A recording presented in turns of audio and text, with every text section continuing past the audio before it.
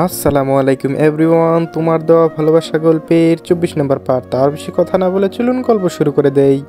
সারা নিজের অস্বস্তি কাটিয়ে অনেকটা কৌতূহল নিয়ে প্রশ্ন করে, ভালো আপনার জীবন সঙ্গিনীকে কিভাবে বেছে নেবেন? সারা যে তাকে এমন প্রশ্ন করতে পারে এটা সানি আগে থেকে আন্দাজ করতে পারে তার দৃষ্টি আর কর্মকাণ্ড দেখে। সানি মনে মনে নিঃশব্দে হেসে বলে, সেভাবে বেছে দেখিনি, তবে ভাবতে হবে খুব শীঘ্রই। যে কার মুখে আমারও শুনতে হয় বড় হয়ে যাচ্ছে কিন্তু এখনো বিয়ে করিনি। সানির ঠোঁটে রহস্যময় এক হাসি।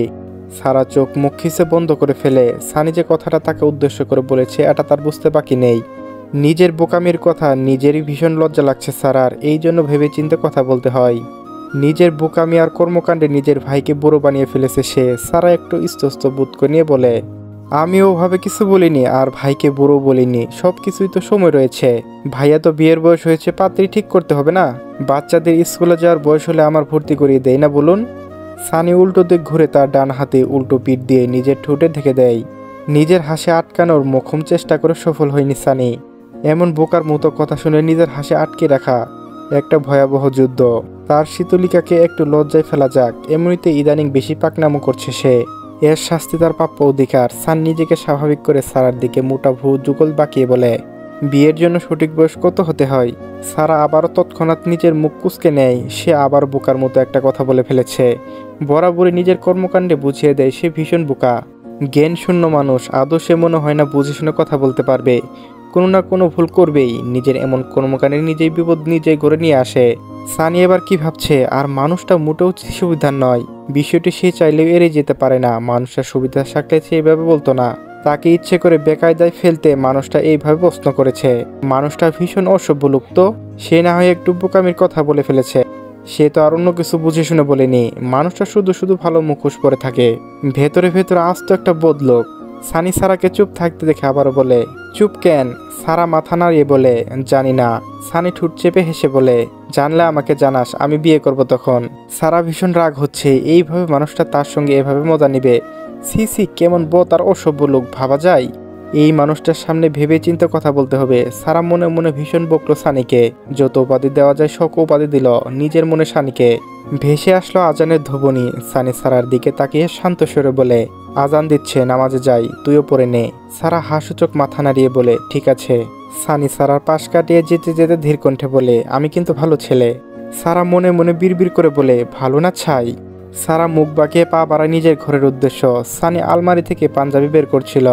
সারার পায়ের আওয়াজ পেয়ে সারার দিকে দৃষ্টি রাখলো সানি। সারা সানির দিকে তাকায়নি।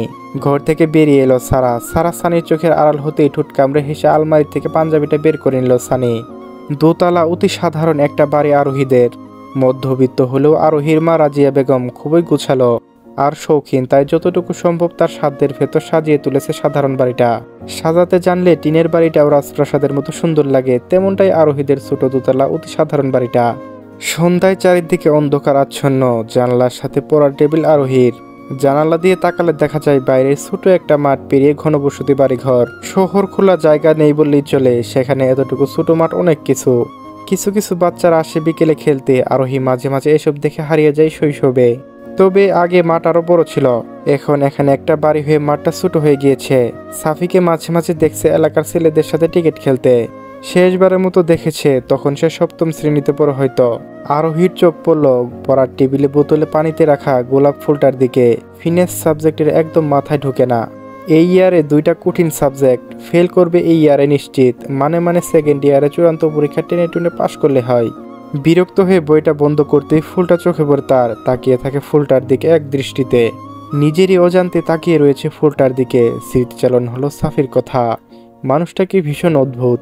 এই তো মানুষটা ভীষণ বেখেয়ালি, গুরুত্বহীন, গম্ভীর একটা মানুষ, অথচ আবার বুঝিয়ে দেয় তার বেখেয়ালির মাঝে হুঁশিয়ারি, গুরুত্বহীনতার মাঝে যত্ন, গভীর আচরণের মাঝে ছোটখাটো বিষয়ে খেয়াল রাখা। বেখেয়ালি করে তার একটা হিজাব হারিয়ে ধরিয়ে দিয়েছে 13টা হিজাব। জোর করে দায়িত্ব চাপিয়ে দিয়েছে ঠিকই, কিন্তু তার দায়িত্ব পালন করতে যা মিস করেছে ঠিক তা পূর্ণ করে দিয়েছে। তখনই তার দৃষ্টি চলে যায় ডান হাতে তর্জনী আঙ্গুলটার দিকে। আরোহী তৎক্ষণাৎ শুকনো ঢোক গিলে হাতটা মুঠো করে নেয়।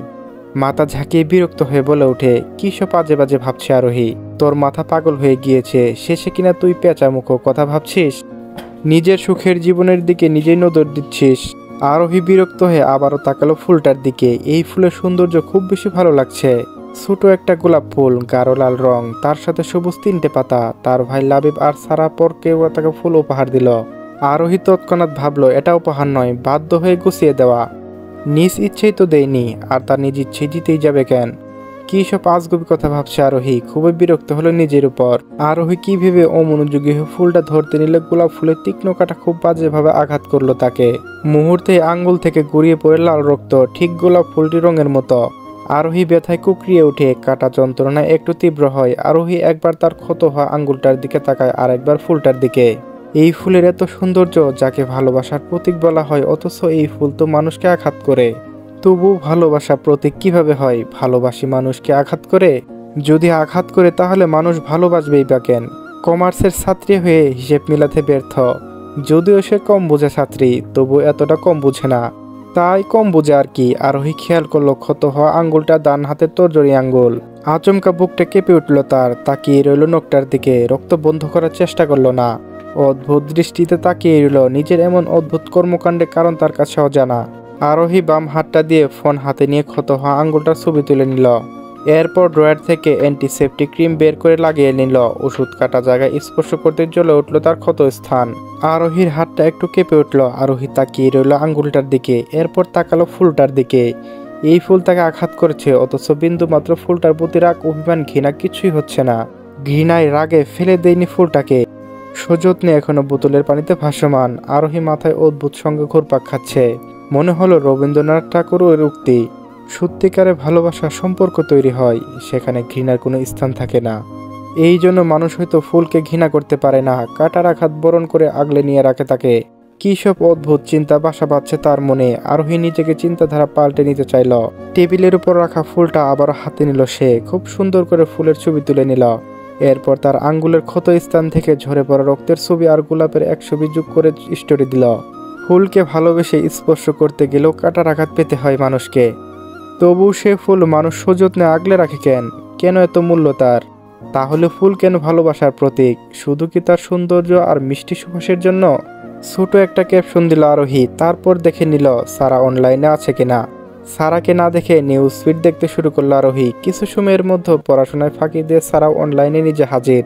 অনলাইনে এসে আরোহীর স্টোরি দেখে বড়সড় ধাক্কা খেল সারা। আরোহী বরাবরই পোস্ট করলে রোমান্টিক, না হয় ফানি, না হয় জায়গার ভিডিও শেয়ার করে।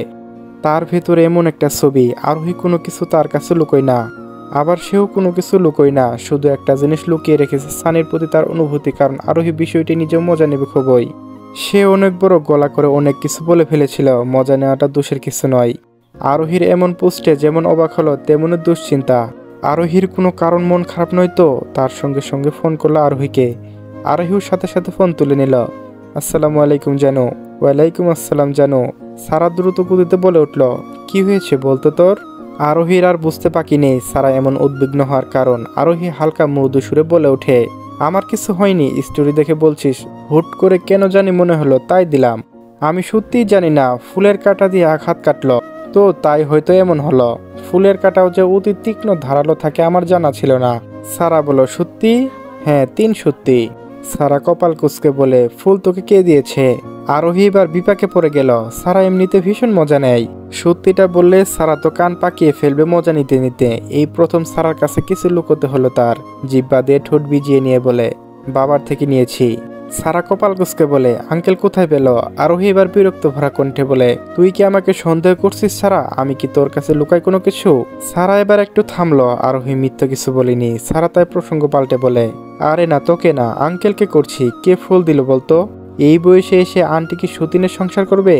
আরোহী খানিকটা রাগান্বিত স্বরে ঝাঁঝালো কণ্ঠে বলে ওঠে, চুপ, একদম উল্টাপাল্টা কথা বলবি না। আমার বাবার চুরিতে দাগ দিবি না। আমি আনতে বলেছিলাম, জানিস না আমার গোলাপ ফুল পছন্দের। সারা একটু কেঁপে উঠল আরোহীর ঝাড়িতে। আরোহীকে আর খেপালো যাবে না। তাই সারা এসব প্রসঙ্গ বাদ দিয়ে কিছু সময় কথা বলল দুজন। রাত 8টার কাছাকাছি সাফি অফিস থেকে এসে হাত মুখ ধুয়ে বিছানায় শুয়ে বিশ্রাম নিচ্ছে। বিকেল থেকে কাজের চাপে প্রয়োজন কল ছাড়া ফোনটা ধরার সুযোগ পায়নি সে। কর্মজীবনে প্রচুর ব্যস্ততা তার। এছাড়া নিজেকে ব্যস্ত রাখতে ভালোবাসে, কর্মহীন সময় কাটতে চায় না। সাফি ফোনটা হাতে নিয়ে অনলাইনে গেল। কিছু মেল মেসেজ দেখে নিল আগে। এরপর ফেসবুকে গেল সাফি। শুরুতে দেখতে গেল আরোহীর আইডি। 25 মিনিট আগে আরোহী অনলাইন ছিল। সাফি আরোহীকে স্টোরি দেখে হতবাক দৃষ্টিতে তাকিয়ে রইল কয়েক সেকেন্ড। এরপর ফোনটা বিছানায় ছুঁড়ে ফেলে উঠে বসে, 2 হাত দিয়ে মুখ ঢেকে বিরক্ত করা কণ্ঠে বলে, ও শিট, তার দেওয়া ফুল তাকে আঘাত করবে এটা তার কল্পনার বাইরে। বিষয়টি সাফি খুব সহজে মেনে নিতে পারছে না। জানে এটা অসাবধানতার কারণে হয়েছে, তবু বোকার মতো এমন চিন্তা কেন মাথায় আসছে সেটা ভাবি পাচ্ছে না সাফি। মেয়েটা এত অসাবধান কেন? এই হৃদয় এমনই ক্ষত বিক্ষত, তার হৃদয় খুব শোক করে সাজিয়েছে।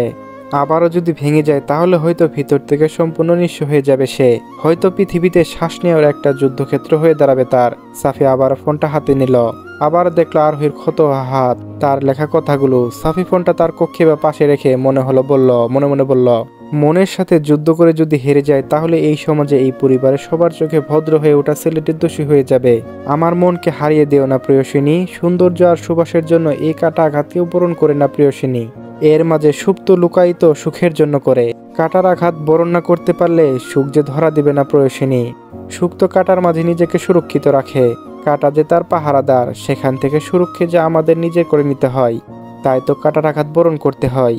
সাফি দীর্ঘশ্বাস ফেলে ফোনটা নিজের হাতে মুঠোয় নেয়। ঘরের ভিতর আলো অসহ্য লাগছে, এমনিতে ক্লান্ত শরীর, এখন মনটাও ক্লান্ত হয়ে গেল, ভালো লাগছে না কিছু। বালিশের নিচ থেকে বের করলো ভাঁজ করে রাখা আরোহীর হিজাব। কিছু সময় স্থির দৃষ্টিতে তাকিয়ে থেকে দীর্ঘশ্বাস ফেলে হিজাবটা শক্ত করে নিজের হাতে পেঁচিয়ে নেয় সাফি। প্রিয় মানুষটার বাঁধনে বেঁধে নিল শক্ত করে, ধীর পায়ে হেঁটে যায় বেলকনিতে। হালকা বাতাসে শুয়ে দিচ্ছে গায়ে, খুব বেশি শীতল বাতাস নেই আজ। সাফি বেলকনিতে থাকা রেলিংয়ে চেয়ারে আসন পেতে বসে, ঘরের ভেতর জ্বলতে থাকা বাতির আলো আসছে, আলো ভালো লাগছে না তার। চলবে, গল্পটি কেমন লাগলো অবশ্যই কমেন্টে জানাবেন। আর যারা এখনো চ্যানেলটি সাবস্ক্রাইব করেননি একটু কষ্ট করে সাবস্ক্রাইব করে নিন, এরপর থেকে এই চ্যানেলে গল্প পাবেন। ধন্যবাদ।